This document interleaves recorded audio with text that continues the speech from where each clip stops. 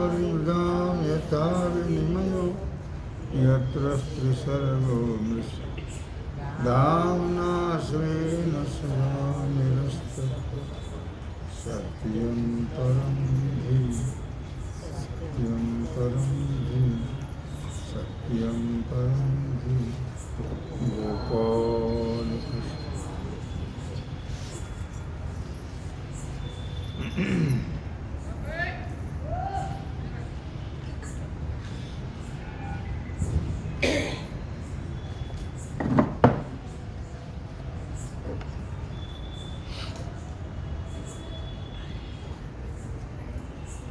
ज्ञानेन तु तदज्ञानं तेषां नाशितमात्मनः तेषामादित्यवज्ञानं प्रकाशयति तत्परम्. भगवान सिद्धेश्वराच्या आश्रमकृपा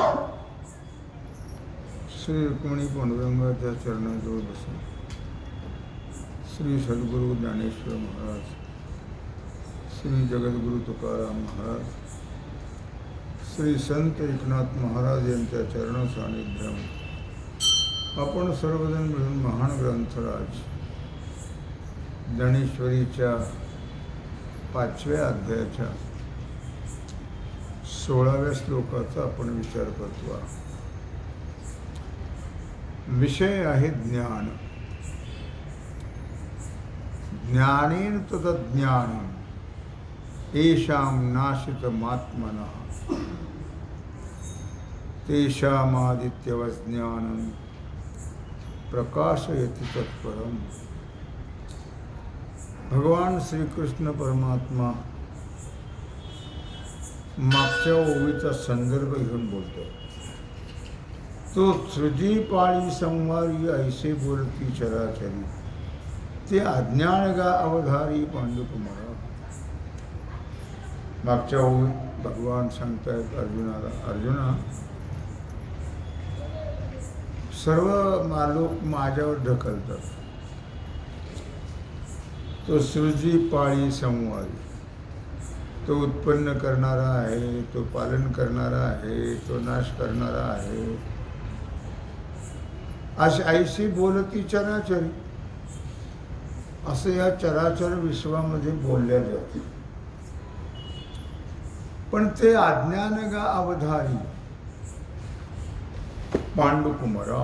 पण अर्जुना ते अज्ञान आहे, अज्ञानाने असं बोलतात. ते अज्ञानगा अवधारी पांडुकुमारा. पांडुकुमार म्हणजेच अर्जुन. अर्जुनाला पांडुकुमार असं म्हटलेलं आहे. मी अशा प्रकारे उत्पन्न करतो नाही, मी कोणाला उत्पन्न करत नाही, कोणाचं पालन करत नाही, कोणाचा संहार करत नाही. हे का बोललं जातं? हे केवळ अज्ञान आहे. आता भगवान सांगताय त्या संदर्भात, ज्ञानेन तु तदज्ञान, ज्याचं अज्ञान परमात्म्याच्या ज्ञानाने नष्ट झालेलं आहे. ज्याचं अज्ञान परमात्म्याच्या ज्ञानाने नष्ट झालेलं आहे,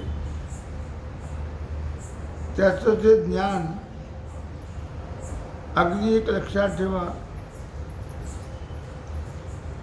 तया तज्ज्ञानं नाशितमात्मनः, ते ज्ञान सूर्याप्रमाणे आहे.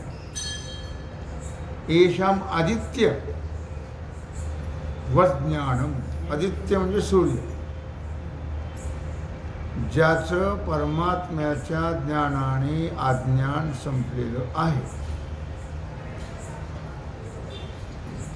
त्याचं ते ज्ञान सूर्यासारखं आहे.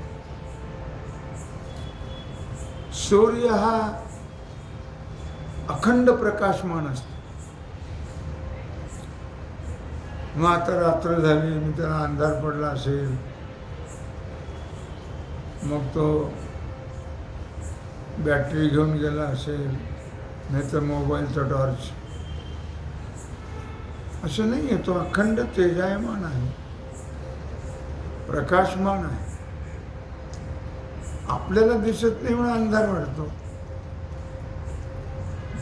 सूर्याची ना अंधाराची भेट कधीच होत नाही लक्षात. मग त्याचं ज्ञान सूर्यासारखं अखंड तेजपुंज असतं, अखंड तेजपुंज. आणि व्यापक स्वरूपाचं असतं. परमात्मा ज्ञान होणं म्हणजे व्यापक ज्ञान होणं. काय? व्यापक स्वरूपाचं ज्ञान. पण केव्हा हे व्यापक स्वरूपाचं ज्ञान केव्हा होतं? तै अज्ञान जै समूळ तुटे, तै विश्व भ्रांतीचे मसैरे फिटे, मग अकर्तृत्व प्रगटे मज ईश्वराचे. तै अज्ञान समूळ तुटे. परिपूर्ण अज्ञान गेलं पाहिजे. समूळ, मुळासह अज्ञान गेलं पाहिजे. तै विश्वभ्रांतीचे मसैरे. ज्यावेळी परिपूर्ण अज्ञान जाईल त्यावेळी भ्रम जो जीवाच्या ठिकाणी आहे तो नक्कीच दूर होईल. विश्वभ्रांतीचे मसैरे फिटे. जीवाला विश्व जग दिसतं की नाही? जग हे दिसतं ते कशामुळे दिसतं? अज्ञानामुळे. जग आहे का? जगनो हे अवघा जनार्दन. पण हे अज्ञानामुळे दिसतं. जसं आपल्या माहितीचा दृष्टांत, मंद अंधकारात दोरी पडलेली वाकडी तिकडे. काय आहे? आणि काय वाटलं? सर्प. का वाटला सर्प? दोरी कळली नाही म्हणून. दोरीचं जर स्पष्ट ज्ञान झालं तर सर्पाचा भास होणार. त्याप्रमाणे काय विश्व भासतंय? परमात्मा कळला नाही म्हणून. परमात्मा कळला की जगदाभास आहे, तो भास नष्ट होतो. जसं सर्प दोरी पाहिली की त्या दोरीवर झालेला भास, सर्पाचा भास नष्ट होतो आणि मग दुःख जातं, भय जातं. त्याप्रमाणे आवाज वाढीत चालतो बाबा. तै विश्वभ्रांतीचे मसैरे फिटे, मग अकर्तृत्व प्रगटे मज ईश्वराचे. मग परमात्माच आहे असं कळलं की जग नाही, सर्व परमात्माच आहे. मग आता कोण उत्पन्न झालं आणि कोणाचं पालन आणि कोणाचा नाश? भ्रम आहे हा. परमात्मा न कळल्यामुळे आम्हाला जगताचा भ्रम होतो आणि जगताचा भ्रम झाल्यामुळे उत्पत्ती स्थिती नाश याची कल्पना आम्ही करतो. परमात्मा कळलं की परमात्मा न जायते न म्रियते कदाचित. परमात्म्याचा काय नाश होत नाही, परमात्म्याची उत्पत्ती नाही. काय तेव्हा अज्ञान समूळ तुटे. अज्ञान गेल्यावर जीवाच्या ठिकाणी अज्ञान आहे म्हणून जग भासते, म्हणून वाटतं जग उत्पन्न करतोय परमात्मा, त्याचं पालन करतोय, त्याचा नाश करतो आहे. पण परमात्माच आहे असं कळलं की त्याला उत्पत्ती नाही, त्याला नाश नाही, पालन नाही, नाश नाही.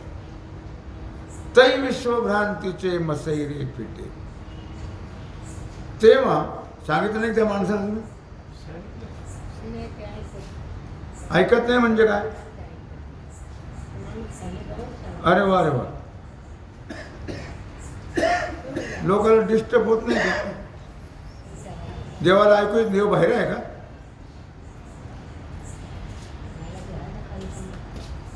मग अकर्तृत्व प्रगटे मज ईश्वराचे. लक्षात ठेवा, केव्हा अकर्तृत्व प्रगटे? ज्ञान झालं. कशाचं ज्ञान झाल्यावर? विश्वाचं ज्ञान झाल्यावर.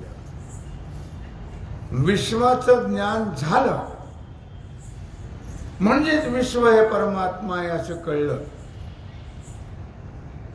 की मग देवाने हे केलं, देवाने ते केलं, देवाने असं, देवाला नैवेद्य लागतो, रोज देवाला भोग लागतो, आपल्याला लागतो म्हणून देवाला अर्पण करून खायचं आहे. देवाला काहीच लागत नाही. लक्षात ठेवा, देवाला का चहा लागतो, का बिस्किट लागतं, का पाव बटर लागतं, का बटाट वडे लागतात, का जेवण काही लागत नाही त्याला, त्याला काहीच लागत नाही. हे आपल्या ठिकाणी असणारी भावना, भ्रम, हे करावं अवश्य. ब्रह्मार्पणम ब्रह्मावे यत् करोषि दशनाशी यत् झोषि दराशी यत् तपस्यस्य कौंतेय यत् कुरुषु मदर्पणम. आपल्याकडे कोणतेच लेश लागू राहू नये, आपल्याला कुठला दोष लागू नये म्हणून हे करणं आवश्यक आहे. भगवंताला अर्पण अन्न केलं की त्याचे दोष असतात ते अन्नातले नष्ट होतात. आणि ते तुळशीपत्र टाकून जर आपण अर्पण करतो नेहमीच तर ते अन्न पवित्र होतं. मग त्याच्या ठिकाणी असणारे जे दोष आहेत, कारण पुष्कळसे दोष जरी घरचं जरी असेल तरी त्यात दोष असतात. काय भावनेने केलं कोण जाणे, काय कल्पना केल्या कोण जाणे, काय बोलता बोलता केलं कोण जाणे, शिवाय दिल्या भांडता भांडता केलं, दोष आहे त्याच्यावर. हे सगळे दोष भगवंताला अर्पण केल्यानंतर नष्ट होतात. काय होतात? भगवंताला अर्पण केलं म्हणून देवाकरता देवाला काही लागत नाही, लक्षात ठेवा. पण हे आपल्याकरता करायचं आहे, आपल्याला पावित्र्य प्राप्त होण्याकरता या गोष्टी करायच्या असतात. म्हणून कोणतीही गोष्ट यत् करोषि यदश्नासि यज्जुहोषि ददासि यत् तपस्यसि कौंतेय तत्कुरुष्व मदर्पणम.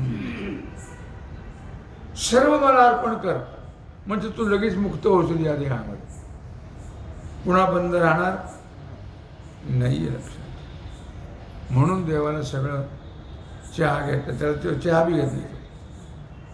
देवा चहा घ्या, देवा पाणी प्या, देवा जेवा, देवा झोपा, देवा उठा. त्याला झोपही नाही, त्याला उठणंही नाही, भानगडी काहीच नाही. आम्ही आमच्या भावनेने म्हणतो उठा पांडुरंगा प्रभात समयोपातला, वैष्णवांचा मेळा गरुड पारी दाटला. हे आम्ही आमच्या भावनेने प्रेमाने म्हणतो. तो काही झोपतोय कधी? तो झोपला तर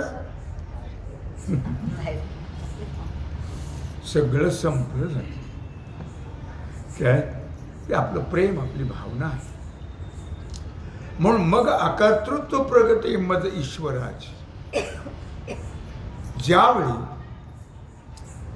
मीच सर्व आहे, मीच सर्व परमात्मा एक आहे असं कळल्यानंतर जे माझ्यावर आरोप केलेले आहेत उत्पत्तीचे, पालनाचे, नाशाचे. देवाने असं करावं का, देवाने तसं करावं का, देव काहीच करत नाही. हे आरोप यथार्थ ज्ञानाने जातात.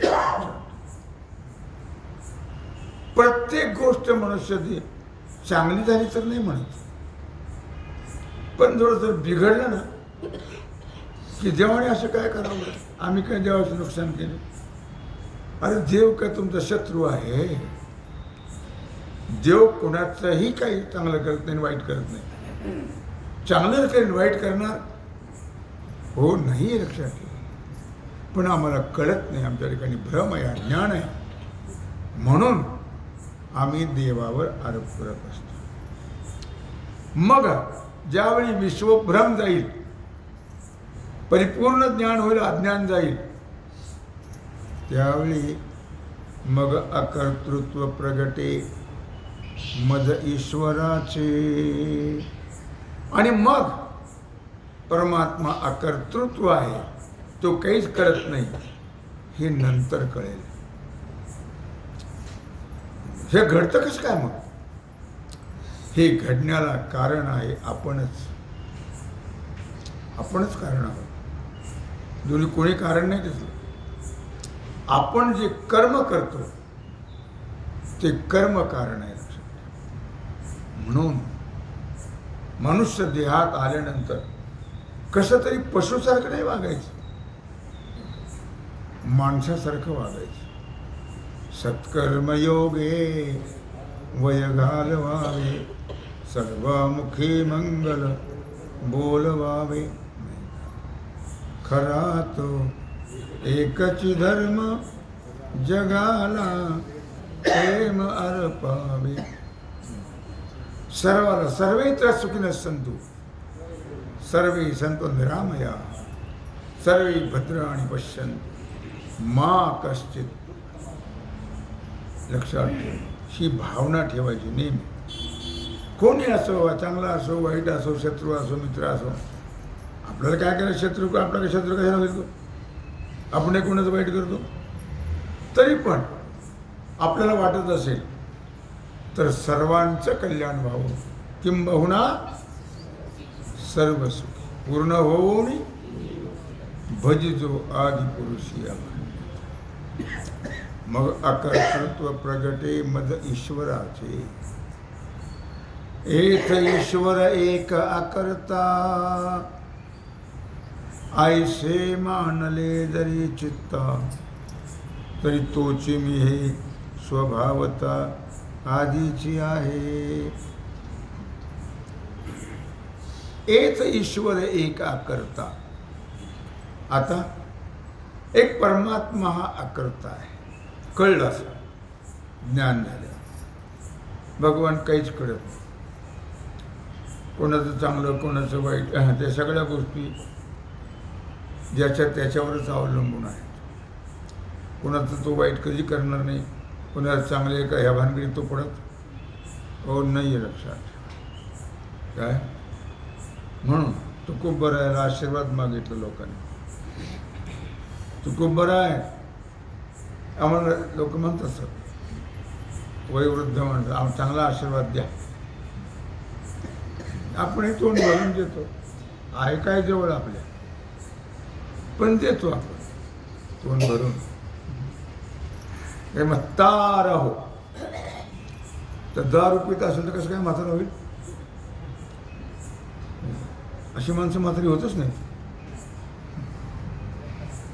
म्हणजे याचा अर्थ म्हातारी व्हायच्या अगोदरच निरोप घेतात जगात. आशीर्वाद तू खूप बरं आहे, सगळ्यांनी विनंती केली, देव महाराज निदान आशीर्वाद तर द्या आम्हाला. त्यांनी सांगितलं, कर्म धर्म तुमचे असावे कल्याण, घ्या माझे वचन आशीर्वाद. बघा आशीर्वाद दिला महाराज. तुम्ही जसं कराल तसं होईल. काय तुमचं कल्याण होईल, चांगलं होईल, तसली भानगड नाही. जरी तू म्हटलंच कल्याण होईल, तरी त्यांच्या कर्माप्रमाणेच घडत असतं. लक्षात, कोणाचे कल्याण भेवंडी होत हो नाहीये. लक्षात, म्हणून एत ईश्वर एका करता ऐसे मानले जरी चित्ता. आता ज्ञान झालं, समूळ अज्ञान गेलं आणि कळलं की एक परमात्मा आकर्ता आहे, अभोक्ता आहे, तो काही करत नाही. हे जर पटलं मनाला, कळलं, नुसतं कळून चालत नाही, कळल्यानंतर पटावं लागतं. कळलं तरी पटत नाही, पटलं तर अनुभवात येत नाही. म्हणून ते पटलं पाहिजे लक्षात. आणि मग ईश्वर आणि जीव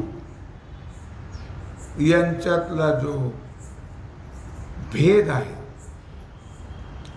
तो भेद संपला पाहिजे. म्हणून मग तुम्हाला सांगितलं ना, जगनो हे भेद संपला. जीव आणि देव वेगळे वेगळे नाही आहेत, हे सर्व देवच आहे ना. आपणही देव होता, आपल्याला कळत नाही, पटत नाही, तो भाग सोडून द्या. आपणही देवच आहोत आणि सगळे देवच आहेत. सगळेच देव म्हणल्यावर मग आपण वेगळे आहे का? नाही. म्हणून एत ईश्वर एका करता ऐसे मानले जरी चित्ता. संपटलं आपला. देव काही करत नाही, भोगत नाही, काही नाही, काही नाही. पण पूर्वीपासूनचा जो भेद आहे तो भेद काय करतो? भेद हा फार वाईट. भेद हा वाईट आहे. भेदामुळे तो जन्म मरण दुःख भोगावं. भेद नाहीच आहे, सर्व एकच परमात्मा आहे. मग तरी तोच मी आहे हे स्वभावता आधीची आहे. मग मी आणि तो वेगळे नाही आहेत, मी आणि तो एकच आहे. अहम ब्रह्मास्मि. तो परमात्मा आणि मी किंवा जीव आणि परमात्मा हे वेगळे वेगळे नाही आहेत. तो परमात्मा आणि जीव हे एक आहेत. जीव का म्हटलं त्याला? कळत नाही म्हणून जीव म्हटलं. कळलं की जीव हा नाहीच, परमात्माच आहे.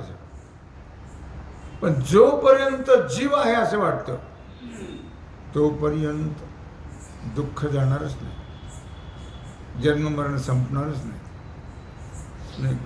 हे संपणार नाही. जीवपणा गेला की सगळं गेलं.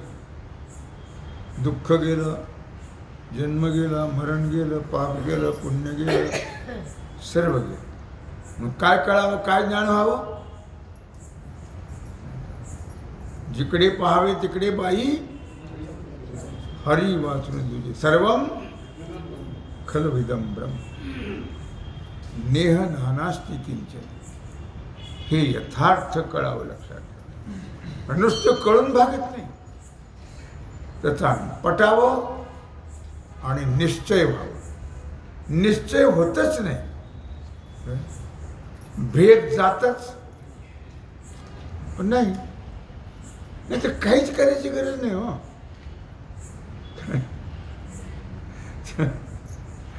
काहीच करायची गरज नाही, पण कळत नाही ना. काही काही म्हणजे बाकीचं काही करायचं नाही, फक्त आपण त्याचं चिंतन करत राहायचं. भजन फालतू वेळ कशातही घालवायचा नाही. हो, भजनात वेळ घालवायचा, नामचिंतनात वेळ घालवायचा. भेदामुळे आम्ही देवाचं नाव घेतो की नाही? भेदामुळे घ्यावं का अभेदामुळे घ्यावं? अभेद कळून घ्यावं, मग त्याला महत्व आहे. त्याला ज्ञानोत्तर भक्ती म्हणतात. कळून भजन करणं. देव आणि मी एकच आहोत असं कळून.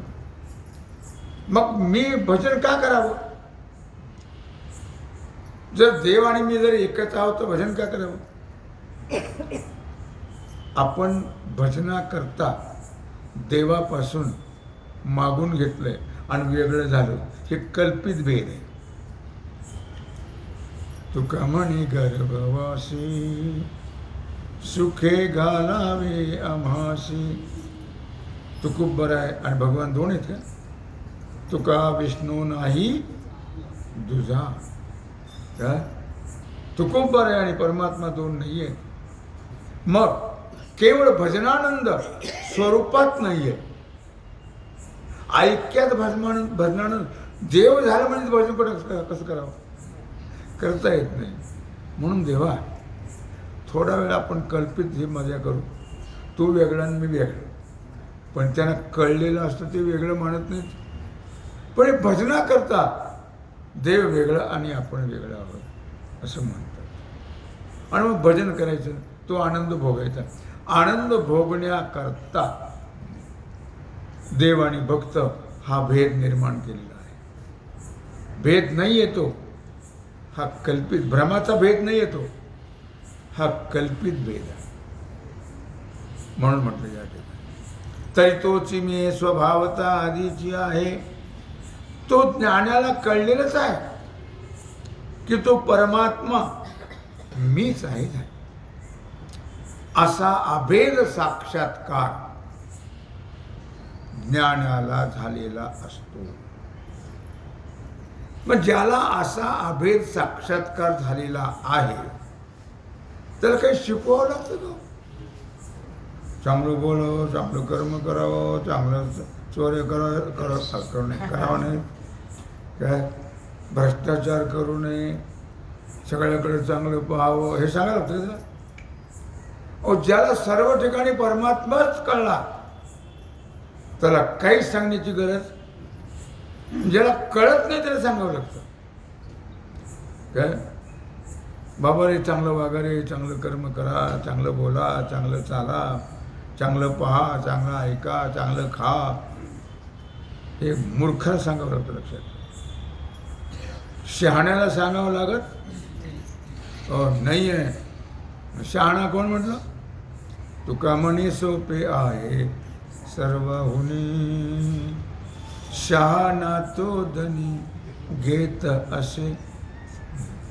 तो धनी ज्याने परमात्म्याला अभेद रूपाने जाणलं तो शहाणा. जो अखंड भजन करतो तो शहाणा.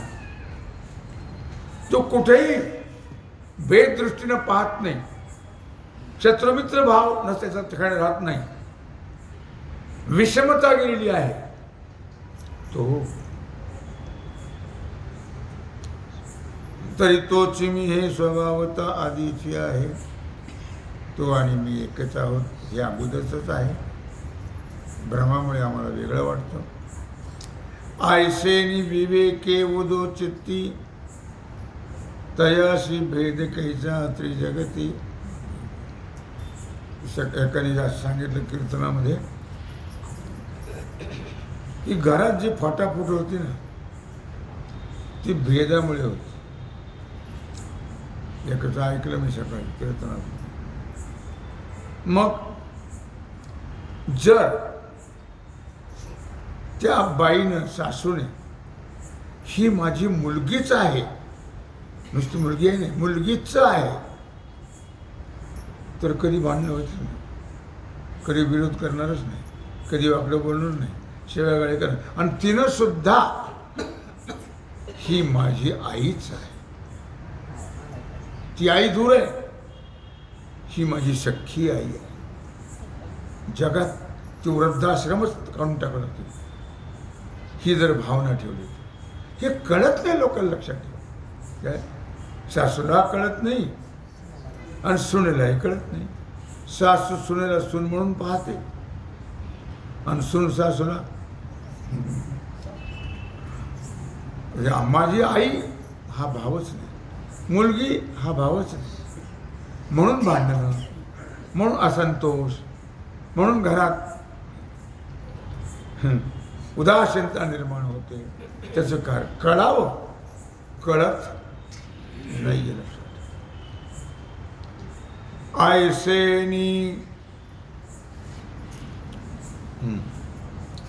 एत ईश्वर एक अकर्ता, ऐसे मानले जरी चित्ता, तरी तोच हे स्वभावता आधीची आहे.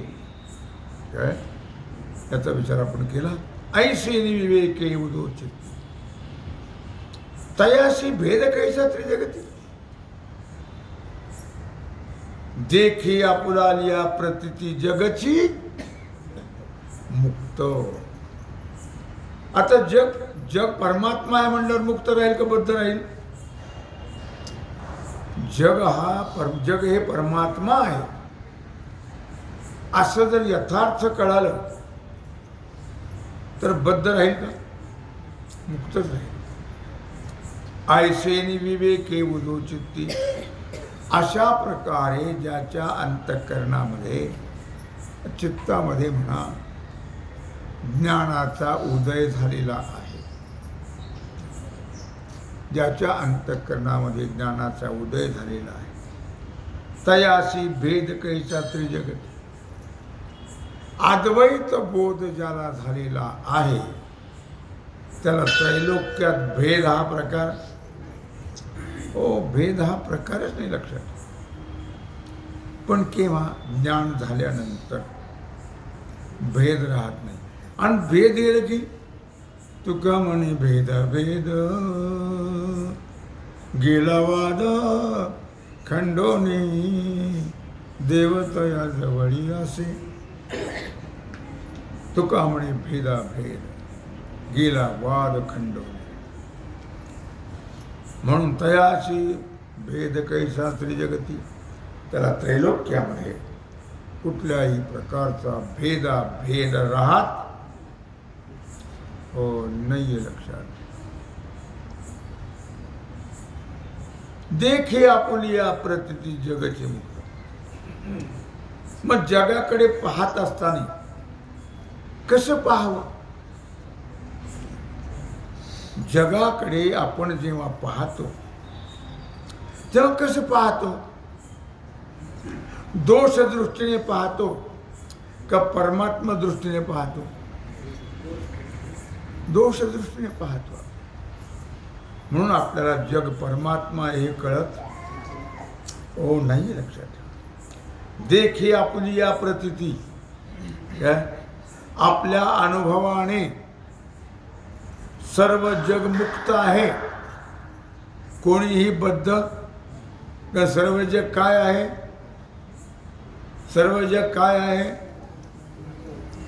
सर्व जग काय आहे? कोण म्हणतात? सर्व जग काय आहे? परमात्मा आहे. मग परमात्मा बद्ध आहे का मुक्त आहे? मग जग कसं आहे? मुक्त आहे. कळलं? देखी आपुलिया, ती आपल्याला अनुभव पाहिजे बरं का. अभेद अनुभव आपल्याला आल्यानंतर सर्व जग परमात्मा हे कळेल. आणि सर्व जग जर परमात्मा असेल तर अधोगती सद्गती हा प्रकार सर्व मुक्त. म्हणून नाथरायने म्हटलं की जिकडे जे जे दृष्टी दिसे ते हरिरूप, सगळं हरीच परमात्माच आहे असं कळावं. जैसे पूर्व दिशेच्या रावणी, उदया येताचे सूर्य दिवाळी, की एरी ही दिशा तेची काळी काळी मा नाही. दृष्टांत. जैशी पूर्व दिशेच्या रावळी, पूर्व दिशेच्या राजवाड्यामध्ये, रावळी म्हणजे राजवाडा, पूर्व दिशेच्या राजवाड्यामध्ये उदया येताची सूर्य दिवाळी. सूर्य उदयाला येताच दिवाळी कशाने म्हणतात?